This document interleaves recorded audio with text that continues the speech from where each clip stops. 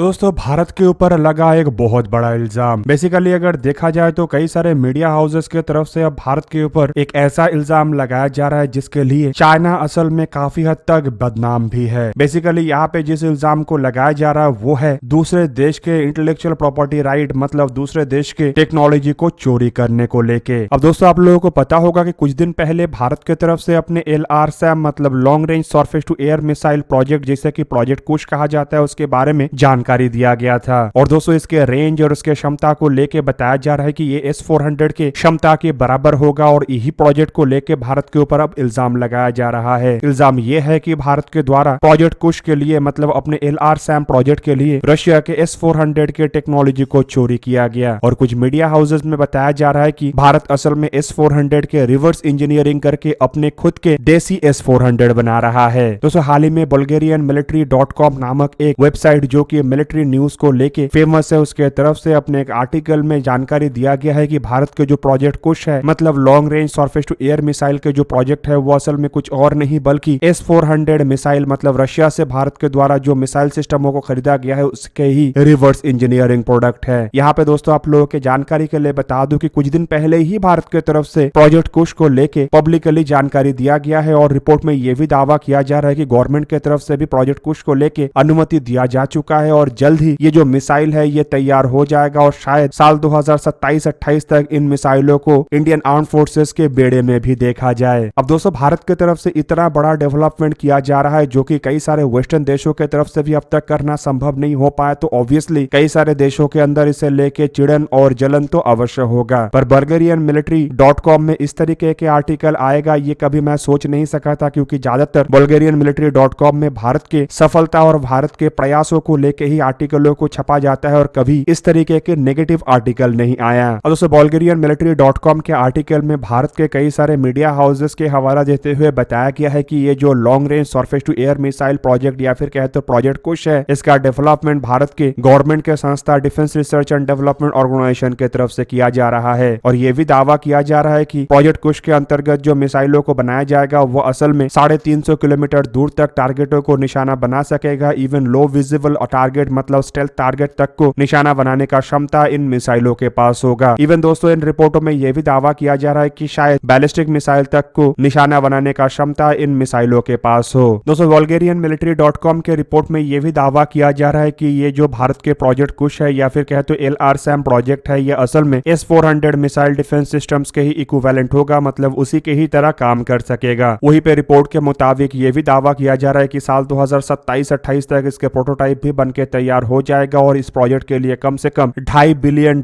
के खर्चा भारत की तरफ से किया जा रहा है। अब दोस्तों इंडियन मीडिया के हवाला देते हुए bulgarianmilitary.com में यह भी बताया गया है कि भारत के ये जो प्रोजेक्ट कुश है ये असल में 3 अलग अलग टाइप के इंटरसेप्टर मिसाइलों से लैस होगा, जिस तरीके के मिसाइल S-400 सिस्टम में होता है। और इन मिसाइलों का रेंज 150 किलोमीटर, 250 किलोमीटर और करीब करीब 350 किलोमीटर तक होगा। अब दोस्तों इसी तरीके के सिमिलर अलग अलग टाइप के मिसाइलों का इस्तेमाल S-400 सिस्टम भी करता है। और S-400 सिस्टम में जहाँ पे 9M96 मिसाइल को 120 से 135 किलोमीटर रेंज के लिए, तो वहीं पे 48H6DM क्लास के मिसाइलों को 250 किलोमीटर रेंज के लिए और 40H6 मिसाइलों को 380 से लेकर 400 किलोमीटर रेंज के लिए बनाया गया है। और दोस्तों इसी तकनीक को देखते हुए या फिर कहते हो इसी टाइप के सिमिलरिटीज को देखते हुए इतने बड़े इल्जाम भारत के ऊपर लग रहा है। अब दोस्तों देखा जाए तो भारत की तरफ से साल 2018 में रशिया से 5 S-400 सिस्टमों को खरीदने को लेकर करीबन $5.43 बिलियन के कॉन्ट्रैक्ट के ऊपर हस्ताक्षर किया गया था। और इस कॉन्ट्रैक्ट के अंतर्गत साल 2022 के अंत से भारत को अपना मिसाइल मिलना शुरू हुआ है और अब तक भारत को रशिया की तरफ से 3 S-400 का सप्लाई किया जा चुका है। पर कई सारे मीडिया हाउसेस की तरफ से भारत के ऊपर इल्जाम लगाते हुए बताया जा रहा है कि रशिया और यूक्रेन की लड़ाई का फायदा उठाते हुए भारत के द्वारा रशिया से S-400 सिस्टमों के टेक्नोलॉजीज को हासिल किया गया और उन्हीं टेक्नोलॉजी का इस्तेमाल करते हुए भारत अपने खुद के सिमिलर मिसाइल डिफेंस सिस्टमों को बना रहा है। यहाँ पे दोस्तों आपके जानकारी के लिए बता दूं कि साल 2022 के शुरुआती समय में ही रशिया और यूक्रेन का लड़ाई शुरू हो गया था और उसके बाद रशिया के ऊपर कई तरीके के प्रतिबंध लगा, जिसके कारण रशिया अपने हथियारों को भी सही ढंग से एक्सपोर्ट नहीं कर पा रहा है और भारत को भी रशिया से हथियारों को हासिल करने के लिए मुश्किलें आ रहा है। और मीडिया हाउसेस की तरफ से इन्हीं कारणों की वजह से भारत के ऊपर इल्जाम लगाते हुए बताया जा रहा है कि भारत जो रशिया के साथ इकोनॉमिकल फेवर कर रहा है, मतलब रशिया से जो बड़े मात्रा में हथियार और ऑयल परचेस कर रहा है, उसी का ही फायदा उठा के करके रशिया से S-400 के टेक्नोलॉजीज को भी भारत के द्वारा हासिल किया गया है। अब दोस्तों अगर भारत को रशिया से फायदा उठाने का आवश्यकता होता या भारत की तरफ से इस तरीके का किसी भी प्लान बनाने का जरूरत होता तो पहले से ही भारत ऐसा काम कर सकता था, और मुझे नहीं लगता है कि भारत इस तरीके का कोई काम कर रहा होगा, क्योंकि दोस्तों अगर ऐसा होता तो भारत को फाइटर एयरक्राफ्टों को बनाने के लिए इस तरीके का मुशक्कत करना नहीं पड़ता और रशिया के साथ मिलकर जो FGFA प्रोजेक्ट भारत आगे बढ़ा रहा था उसे ही आगे बढ़ाता, जिससे कि आसानी से 5th जनरेशन के फाइटर अब तक इंडियन एयरफोर्स के बेड़े में शामिल हो गया होता। दूसरी तरफ अगर देखा जाए तो भारत के सरफेस टू एयर मिसाइल के डेवलपमेंट के जो प्रोग्राम है ये आज का नहीं है बल्कि काफी लंबे समय से है, और इसमें भारत के द्वारा